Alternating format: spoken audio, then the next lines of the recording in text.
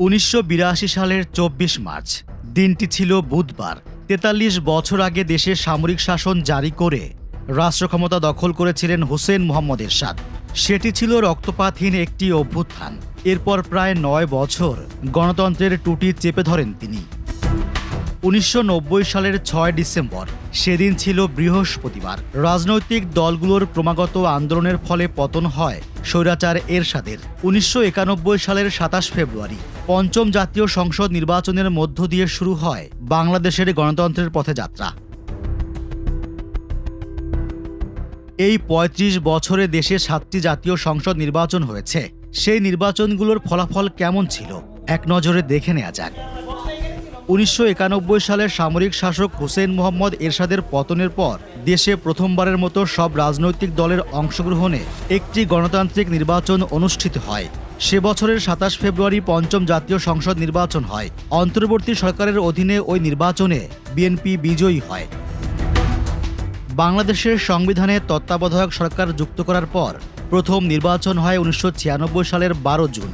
ওই নির্বাচনে জয় পায় আওয়ামী লীগ। এর আগে একই বছরের ১৫ ফেব্রুয়ারি একটি বিতর্কিত নির্বাচন করেছিল তৎকালীন ক্ষমতাসীন বিএনপি। আন্দোলনের মুখে ওই সংসদে তত্ত্বাবধায়ক সরকার বিল পাশ করে সংসদ বিলুপ্ত করে দেয়া হয়। তত্ত্বাবধায়ক সরকারের অধীনে দ্বিতীয় নির্বাচন অনুষ্ঠিত হয় ২০০১ সালে। বিএনপির নেতৃত্বে জামায়াতে ইসলামী সহ ৪ দলীয় জোট নির্বাচনে জয়লাভ করে দ্বিতীয়বারের মতো প্রধানমন্ত্রী নির্বাচিত হন প্রয়াত খালেদা জিয়া। নানা ঘটনা প্রবাহের মধ্যে অনুষ্ঠিত হয় ২০০৮ সালের জাতীয় সংসদ নির্বাচন। সেনা সমর্থিত তত্ত্বাবধায়ক সরকার ২ বছর ক্ষমতায় থাকার পর ওই নির্বাচন অনুষ্ঠিত হয়। নির্বাচনে জয়লাভ করে সরকার গঠন করে আওয়ামী লীগ। বিগত আওয়ামী লীগ সরকারের সময় ২০১১ সালে সুপ্রিম কোর্টের আপিল বিভাগ ত্রয়োদশ সংশোধনীর মাধ্যমে বাতিল করে দেয় তত্ত্বাবধায়ক সরকার ব্যবস্থা। এ নিয়ে তুমুল বিতর্কের মধ্য দিয়ে ২০১৪ সালে নির্বাচন আয়োজন করে আওয়ামী লীগ। নির্বাচনটি বর্জন করে বিএনপি, জামায়াতে ইসলামী সহ অধিকাংশ বিরোধী দল। ১৫০টিরও বেশি আসনে বিনা প্রতিদ্বন্দ্বিতায় বিজয়ী হয়ে টানা দ্বিতীয়বারের মতো সরকার গঠন করেন শেখ হাসিনা। ২০১৮ সালের নির্বাচন এতটাই বিতর্কিত ছিল যে যেটিকে বলা হয় রাতের ভোট। নিজেরাই ভোটের আয়োজন করে জয়ী হয় আওয়ামী লীগ। ব্যাপক কারচুপির অভিযোগ ওঠে ওই নির্বাচনে। সেই নির্বাচনে অংশগ্রহণ করে বিএনপি সহ বিরোধী দলগুলো।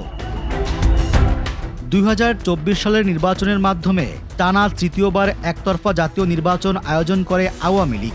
বিতর্কিত সেই নির্বাচনে আবারও জয়লাভ করে দলটি। বিএনপি ওই নির্বাচনে অংশ নেয়নি। তবে বেশিদিন ক্ষমতা ভোগ করতে পারেননি শেখ হাসিনা। একই বছরের ৫ আগস্ট ছাত্র জনতার অভ্যুত্থানে ক্ষমতাচ্যুত হন তিনি। দেশ থেকে পালিয়ে আশ্রয় নেন ভারতে। রক্তাক্ত এক বিপ্লবের পর দিগন্তে উদিত হচ্ছে নতুন সূর্য। আগামী ১২ ফেব্রুয়ারি অনুষ্ঠিত হতে যাচ্ছে ত্রয়োদশ জাতীয় সংসদ নির্বাচন, যা কেবল একটি ভোট নয়, বরং দীর্ঘ প্রতীক্ষিত এক জন আকাঙ্ক্ষার প্রতিফলন। অন্তর্বর্তী সরকার চাইছে একটি নিরপেক্ষ ও সুন্দর নির্বাচন উপহার দিতে।